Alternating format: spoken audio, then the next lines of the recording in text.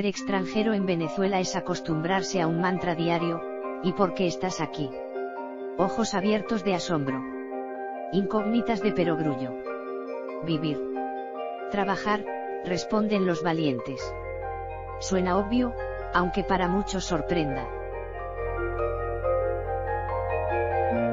En mi caso, que soy española, y debido al vínculo hermano entre ambos países y a su historia de idas y vueltas entre sus fronteras, lo que me suele decir el que está al otro lado de la interlocución después de la pregunta de rigor, es que ahora todos se quieren ir a Madrid, o a Galicia o a Canarias, y por lo tanto no entienden que yo deje atrás la Cibeles o la paella y lo cambie por el cuartel de la montaña o las Ereipas de la Plaza Bolívar.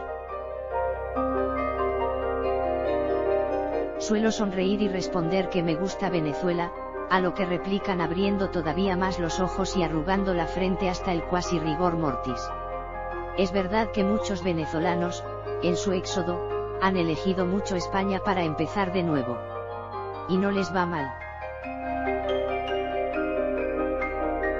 Según cifras del Colegio de Registradores de Madrid, en 2018 los venezolanos emigrados en España han comprado un total de 278 casas, un 20% que un año antes y más del doble de las operaciones realizadas en 2014. Otro dato interesante es que, de media, los apartamentos que están comprando los venezolanos inmigrantes económicos cuestan 565.000 euros y se sitúan en los mejores barrios de la capital española, como el barrio de Salamanca o El Retiro.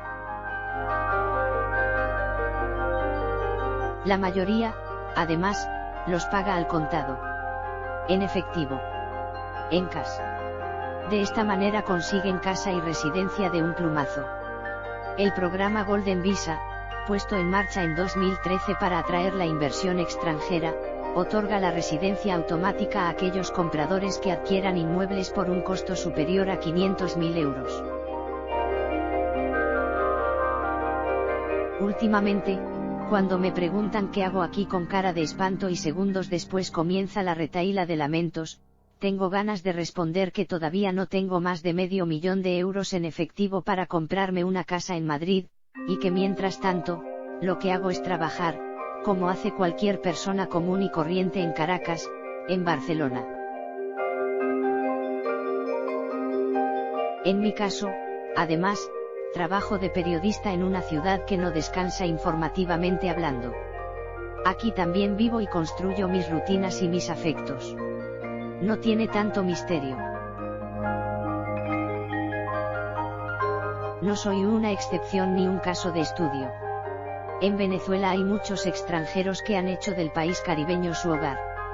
Un caso paradigmático es el de Colombia, país vecino y hermano a la fuerza. Más de 5 millones de colombianos y colombianas llegaron a Venezuela durante los años de la Revolución Bolivariana huyendo de la guerra por el territorio que asoló su país durante décadas. A ellos, el expresidente Hugo Chávez les dio derechos que no encontraron en otros países. Se les dio nacionalidad, acceso a vivienda, a la salud, educación y a cualquier beneficio al que pudiera optar un venezolano común. Pero los colombianos no son los únicos que han hecho historia en Venezuela. Según datos oficiales aportados por el propio Nicolás Maduro en una rueda de prensa en septiembre de 2018, el 29% de la población que reside en el país caribeño es extranjera. Una de ellas es Fania Rodríguez. Brasileña, periodista, 34 años. Es la corresponsal del diario Brasil de Fato en Caracas y llegó a la ciudad hace 1 año y 8 meses. Es la única corresponsal brasileña permanente en el país. No vine por un sacrificio personal, dice. Ya había vivido aquí durante los años 2011 y 2012, cuando todavía estaba vivo Chávez y este era un país distinto. Ya tenía una relación afectiva con Venezuela, así que cuando me propusieron el trabajo esa fue la razón por la que acepté venir, confiesa. Fania es risueña, inteligente y habla con ese carisma natural que tienen algunas personas a las que pasarías horas escuchando. Aquí hay muchas oportunidades. No conozco ni un solo extranjero que haya venido a Venezuela y que no haya tenido una oportunidad laboral. Habla no solo de las nacionalidades que llegaron a Caracas hace años, huyendo de dictaduras militares o de crisis políticas y económicas en sus países de origen, sino también de otros extranjeros más recientes, como ella o como yo. Durante los años de prosperidad chavista, además, con el precio del barril de petróleo por las nubes, había una gran demanda de mano de obra porque Venezuela siempre fue un país muy consumista, señala. Lo que más le gusta de Caracas es lo sorprendente que es la ciudad. Y ríe mientras afirma que se trata de una capital con la que se suele establecer una relación de amor-odio demasiado intensa. Caracas atrapa y mata a la vez. Eleva y roba la serotonina a partes iguales. Esa sensación es habitual y pasa hasta varias veces al día. Fania llama sorprendente a la manera en la que la ciudad se reinventa contra las adversidades. A veces pasa que no hay azúcar, por ejemplo, y todo el mundo se lamenta. Pero de repente sales a la calle y unos productores locales han montado una feria agrícola en la puerta de tu casa y no encuentras azúcar refinado pero sí panela o papelón, edulcorantes naturales venezolanos. La organización popular es otro capítulo aparte para ella del que podríamos estar hablando horas, asegura.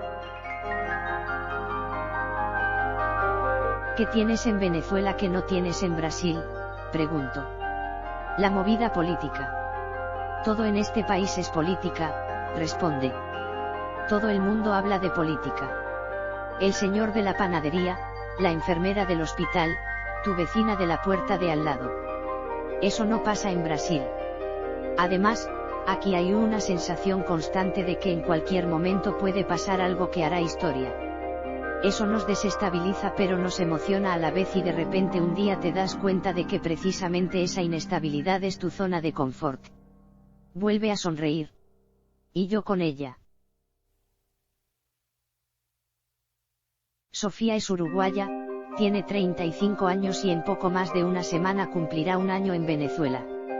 Es profesora de baile y llegó a Caracas después de que a su compañero le ofreciesen trabajo como periodista en el canal internacional de noticias TLSUR. Catastrófica, dice. En Venezuela la gente se está muriendo, la gente no tiene para comer. Así era como pensaba, pero después me di cuenta de que no es así. Es un país 100% vivible que sí, tiene determinadas dificultades, no lo vamos a negar, pero son producto de una guerra económica y del bloqueo impuesto a su economía. Sofía colabora con el Ministerio de la Mujer en el Plan Nacional de Parto Humanizado. Hablar con mujeres venezolanas interesadas en este tema le ayudó a investigar y a hacerse una idea más formada sobre el país antes de viajar. Los primeros meses, la familia vivía en Los Dos Caminos, una zona al este de la ciudad, de clase media alta. Cuando llegué me llamó mucho la atención la cantidad de carros importados que había. Te parecerá una chotada, en Uruguay, idiotez, pero a mí me causó impresión. También me sorprendió la cantidad de mujeres exuberantes y con operaciones estéticas que me encontraba por la calle, cuenta. Esperaba encontrarme mujeres muy flacas, malnutridas, personas hambrientas. Pero no fue así. Deduje que este país había tenido mucho poder adquisitivo y que ahora no lo tiene, pero no vi un país pasando hambre ni con la crisis que dicen que tiene. Sí veo gente que revuelve la basura para comer, pero eso también lo he visto en Uruguay, en Argentina o en Bolivia, añade. Sofía es morena, de pelo abundante y rizado. Sus hijas también. Habla de Venezuela mientras atiende los juegos de las pequeñas. Lo que más he aprendido de este país, responde cuando le hago esta pregunta. La tolerancia, afirma sin pestañear. Y sé por qué lo dice. Me siento identificada. La tolerancia. La paciencia. Todos somos mejor en eso después de una temporada por acá. Venezuela no es un país fácil en lo cotidiano. A menudo las cosas más sencillas no funcionan: un cajero, un punto de venta, datáfono, internet, la luz, el agua, los servicios en general. Pero después de los primeros suspiros desesperados y maldiciones desde lo más recóndito de las entrañas, aprendes que no importa y que si no puede ser ahora será después. Si no puede ser aquí, será en otro sitio, pero siempre, siempre, será. Elijo vivir aquí porque personalmente me está enseñando a vivir de forma alternativa. Yo siento que Venezuela está luchando por un buen vivir, por una igualdad, a pesar de todo, y me siento parte de esa construcción. Cuando deje de sentirme bien, agarraré mis maletas y me iré, dice Sofía. La última historia de este relato es la de Germán Villegas, chileno de 57 años que lleva casi 40 en Venezuela pero todavía conserva su acento del sur de América. Llegó a Caracas en el año 80 con su familia.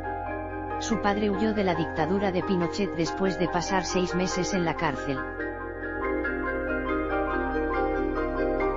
Germán llegó e hizo de todo: vendía empanadas, jugos de caña en la autopista, atendió un cafetín.